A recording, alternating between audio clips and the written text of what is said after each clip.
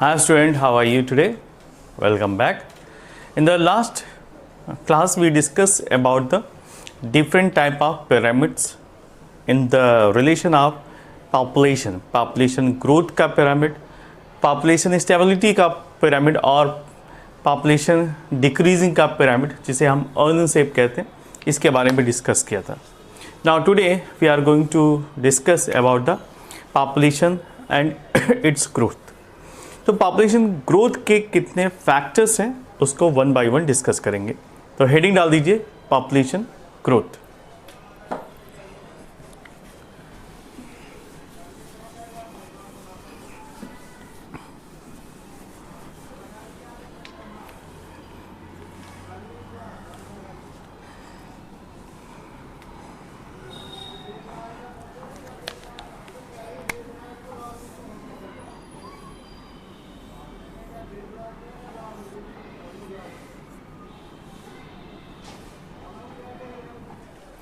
सो population growth और कौन कौन से फैक्टर डिपेंडेंट होते हैं. तो फर्स्ट है नेटलिटी, यानी किसी भी पर्टिकुलर एरिया में अगर बर्थ होता है गिवन पीरियड ऑफ टाइम में तो उसको हम नेटलिटी कहते हैं. तो हेडिंग डाल दीजिए ग्रोथ फैक्टर में.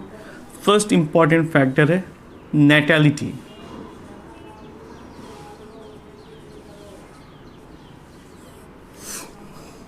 इसको कैसे डिफाइन करेंगे? It represents the number of birth during the given period of time in the population. लिख लीजिए.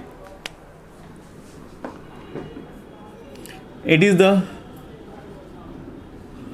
number of birth. It is the number of birth during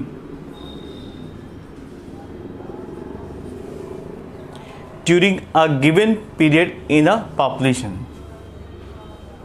In a given period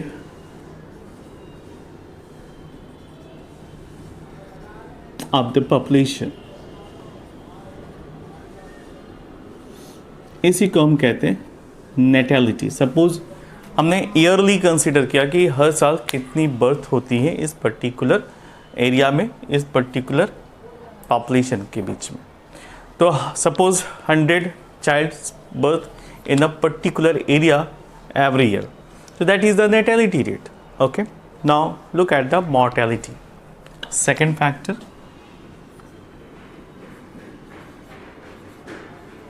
Mortality.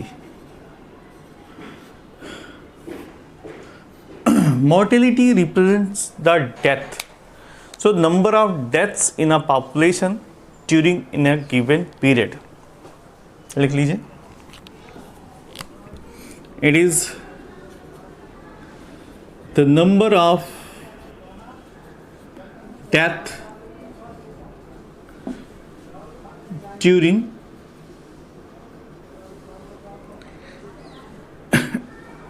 in the given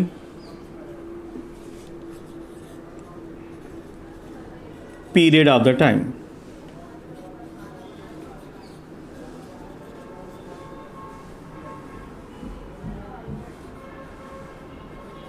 In the population.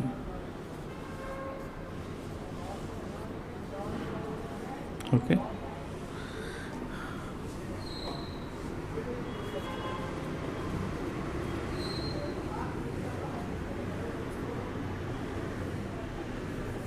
तो यहाँ पर भी as particular time period में कितनी death हुई है इसी को हम कहते हैं mortality. Suppose every year 50 peoples are dying in the population. ठीक है, तो यहाँ पर मॉर्टेलिटी रेट हो जाएगा 50. बर्थ रेट मैंने आपको बताया था सपोज 100 है और मॉर्टेलिटी रेट सपोज 50 है. तो ओवरऑल ये जो पॉपुलेशन है वहाँ ग्रोथ कर रही है 50 इंडिविजुअल्स पर ईयर. ठीक है. नाउ नेक्स्ट आता है immigration. Third factor.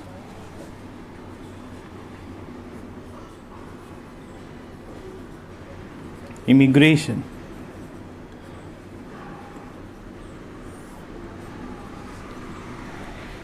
Immigration is the permanent inward movement of some individuals into a local population.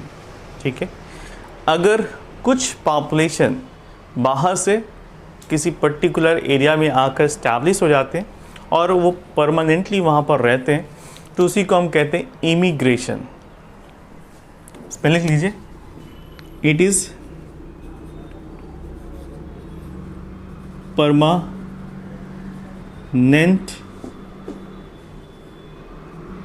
Inward movement of permanent inward movement of some individual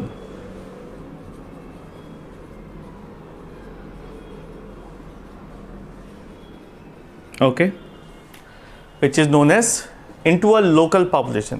इसको underline करना जरूरी है। in some individual in a local population, इसी को हम क्या कहते हैं? Immigration. Some people are adding per year and they start living permanently, उसी को हम इमिग्रेशन कहते हैं। और लास्ट पॉइंट आता है E migration.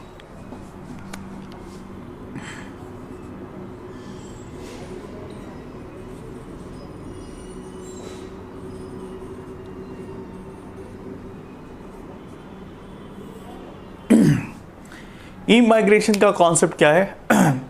It is a permanent out going of some individuals from the local population. Permanent outward, कोई बाहर निकल जाता है, बाहर चला जाता है, out going movement, okay, of some individuals from the local population, इसी को हम कहते हैं immigration. So therefore ये भी during the time period, एक fixed time period में, ठीक है। तो therefore if NT is the population density at a given time t, then the density at a time t is equal to t plus 1. तो इसको इस तरह से फार्मूलेट करते हैं। फार्मूला लिख लेते हैं, N T plus 1 is equal to capital N plus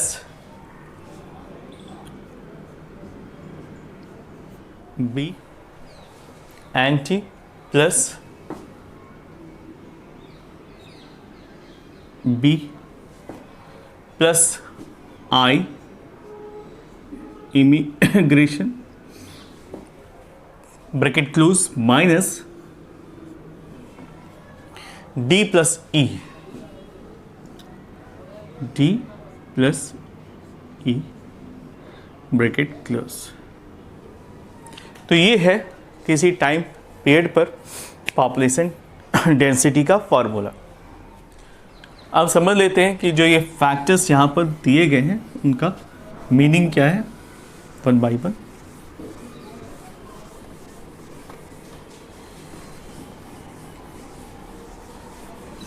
यहाँ पर B is equal to number of birth, B represent to number of birth in a given period of time, plus I represent the immigrants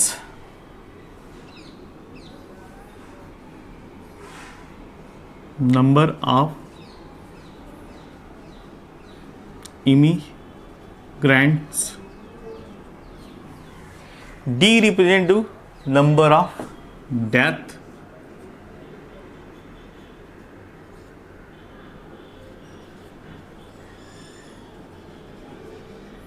और E represents to the number of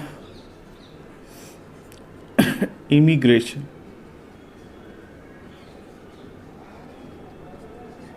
Okay, so this is the formula by which you can understand the, या निकाल सकते हैं किसी भी particular time period में किसी भी एरिया में पॉपुलेशन डेंसिटी कितनी है। एक फ्लो चार्ट से भी समझ सकते हैं कि पॉपुलेशन डेंसिटी पर किस तरह से इनका इम्पैक्ट पड़ता है। लिख लीजिए पॉपुलेशन डेंसिटी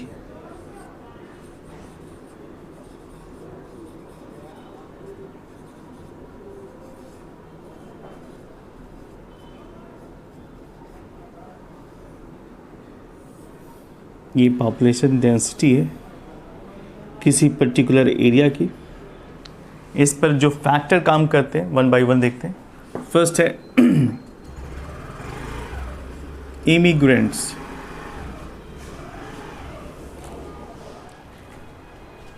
इमिग्रेशन,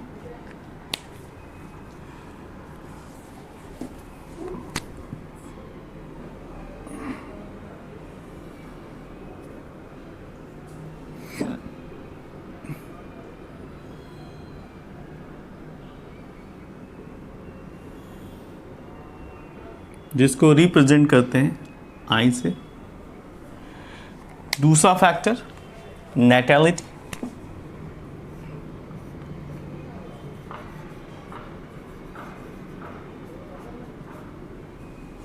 जिसको हम रिप्रेजेंट करते हैं बी से। नेक्स्ट इमिग्रेशन,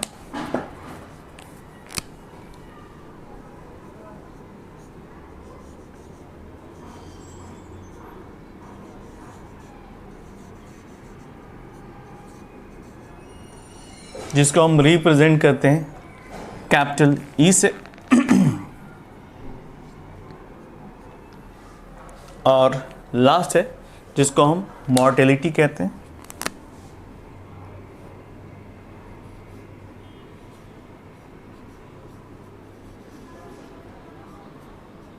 जिसको रिप्रेजेंट करते हैं डी से।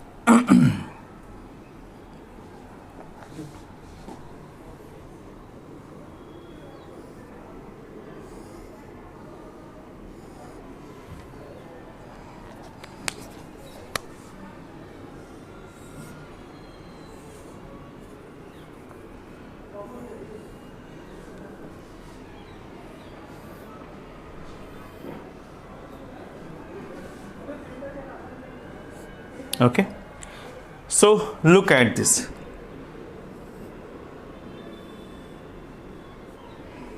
अगर नेटेलिटी इंक्रीज होती है तो पॉपुलेशन डेंसिटी इंक्रीज होगी, अगर मॉर्टेलिटी इंक्रीज होती है तो पॉपुलेशन डेंसिटी डिक्रीज होगी।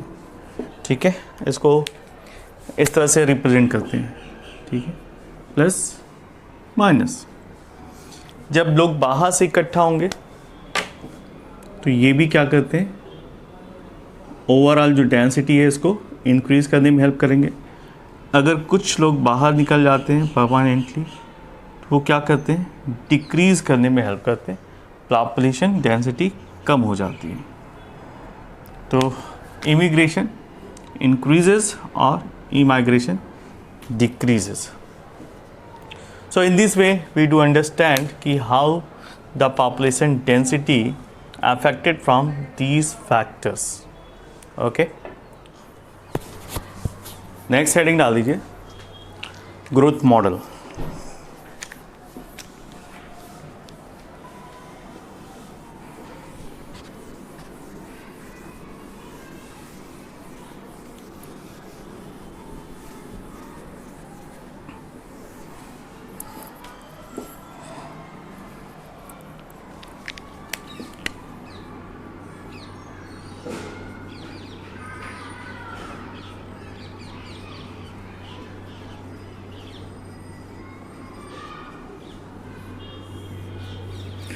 पॉपुलेशन का ग्रोथ मॉडल में फर्स्ट आता है कि एक्सपोनेंशियल ग्रोथ। ठीक है, ग्रोथ मॉडल से क्या रिप्रेजेंट होता है actually, the population shows growth in specific pattern and this pattern is of mainly two types. First one is exponential growth.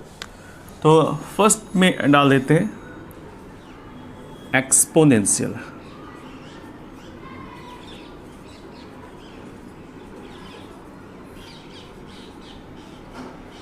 Growth.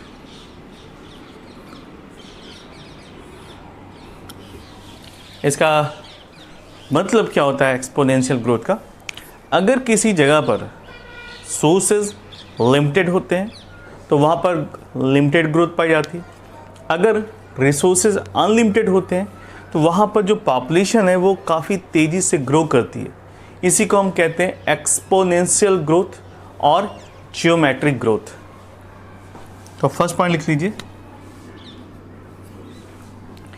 The growth of population,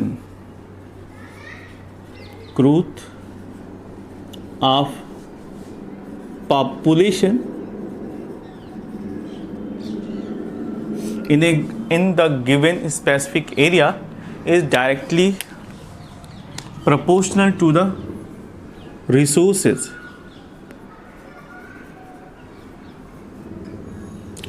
if resources is infinite, बहुत ज़्यादा है, unlimited है, तो growth भी लगातार होती रहेगी।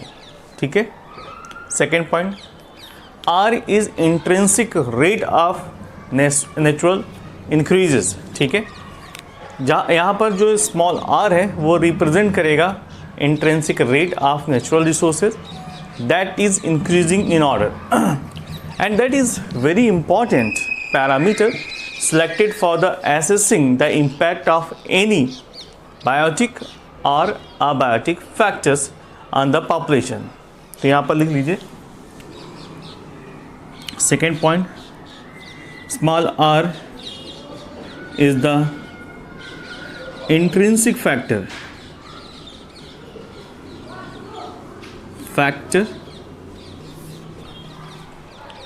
which are increases intrinsic rate है, not a factor, intrinsic rate of natural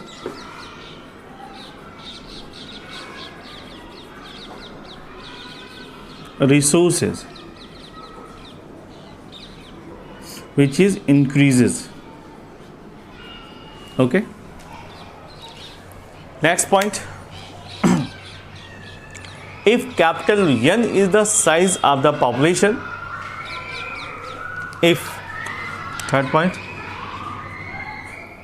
the capital N is the size of population, small b is equal to per capita birth rate, small d indicates the per capita death rate, then any increase or decrease in a population and capital N during the time T will be. अब इसको हम formulation में करते हैं कि अगर किसी particular time period में किसी एरिया की पॉपुलेशन अगर निकालनी हो, इसका फार्मूला क्या होगा।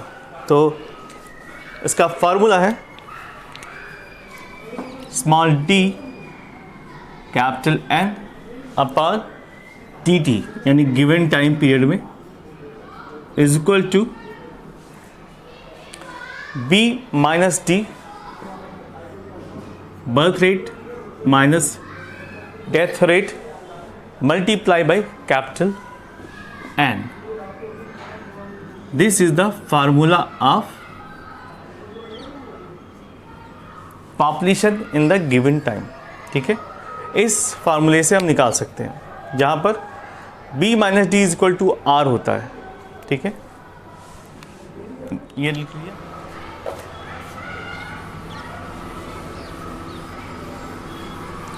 if b minus d is equal to r, if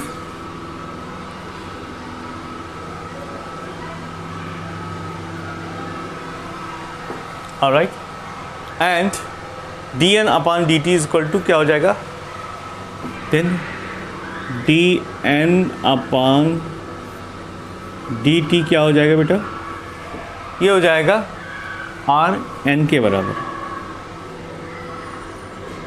okay, ठीक है, तो ये फार्मूला हम लगा सकते हैं पॉपुलेशन डेंसिटी को काउंट करने के लिए। Now look at the flow chart, sorry curve chart, population growth curve को, डायग्राम को किस तरह से हम फॉर्मुलेट कर सकते हैं एक फिगर के through.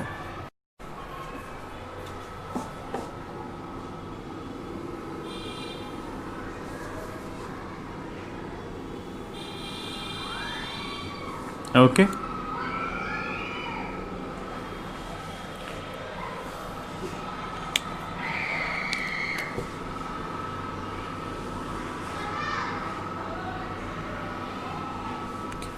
This is the exponential growth, and this one is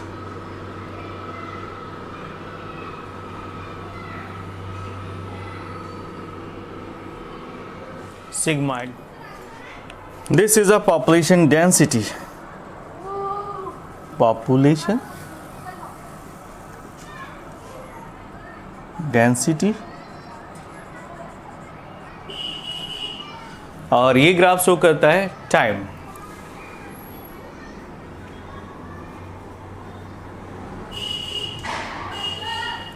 तो as per the increase in time, how the growth takes place. Population density किस तरह से इंक्रीज करती है? As per time spend. यहाँ पर इसको ए कहेंगे, और this is A and this is P. Okay, now the formula for this, Tn upon dt is equal to Rn.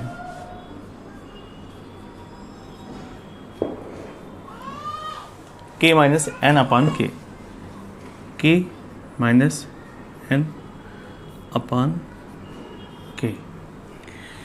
Alright, or for this the formula is Tn upon dt is equal to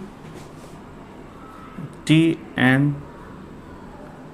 upon dt is equal to Rn. ये exponential growth को show कर रहा है. ये सीधे growth होती चली जा रही है. ओके,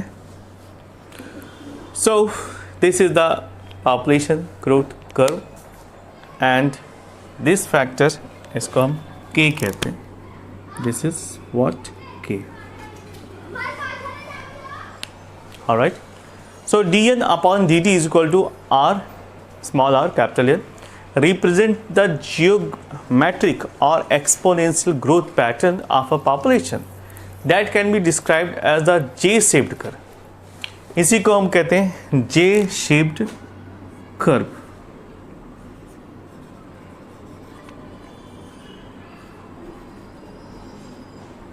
ये आप देख सकते हैं, ये जे शेप कर्व दिखाई दे रहा है.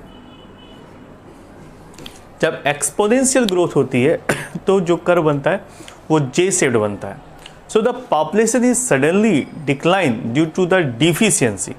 अगर प्रॉपर जो बायोटिक और अबायोटिक कंपोनेंट हैं उनमें कुछ भी गिरावट होती है तो पॉपुलेशन का जो लेवल है वो डिक्रीज होना शुरू होता है. और because of deficiency of resources और environmental resistance, this shape become like that. Okay, जिसे हम सिग्मॉइड कर्व कहते हैं. तो रिसोर्सेज अगर गिर गए तो ये पैटर्न ऐसा हो जाता है.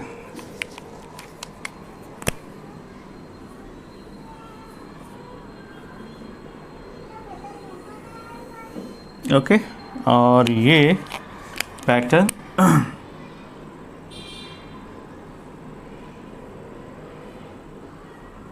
ऐसा हो जाता है.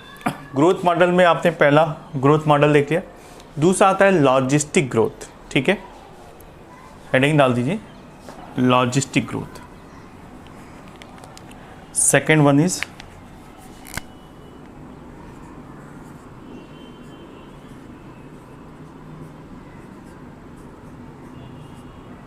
Logistic growth.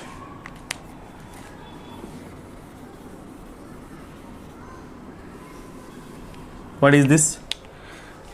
In the nature, habitat has been certain limit of resources to support a certain number of individual of a population.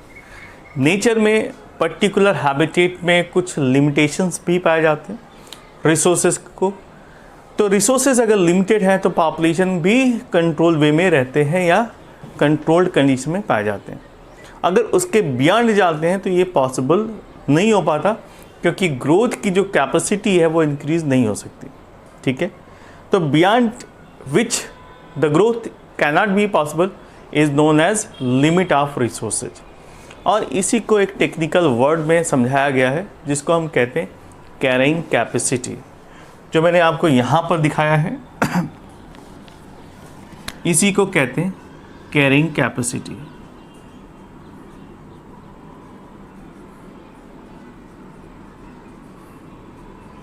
अगर कैरिंग कैपेसिटी ज़्यादा है तो एक्सपोनेंशियल ग्रोथ होगी, अगर ये डिक्रीज़ हो जाता है तो ग्रोथ चेंज हो जाती है, यानी हिंडर होने लगती है।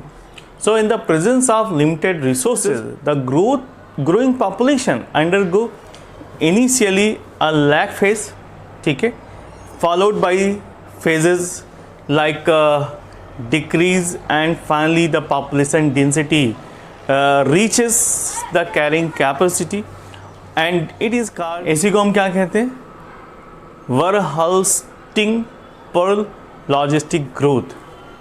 देख लीजिए, whorl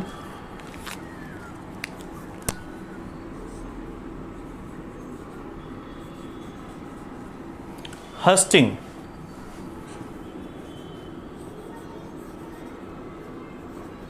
logistic growth.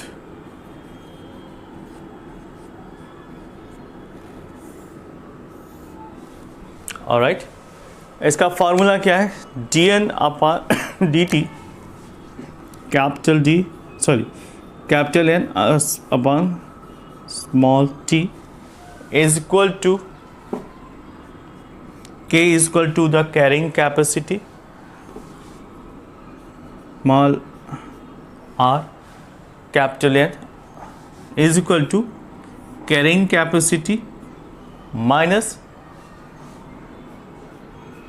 number of individuals density upon K। ये फार्मूला है लॉजिस्टिक ग्रोथ का।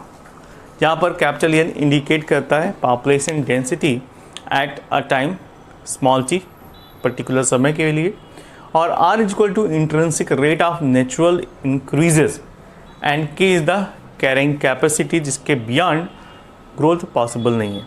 सो in this case the growth curve become sigmoid, इसी को हम सिग्मॉइड ग्रोथ कर्व कहते हैं।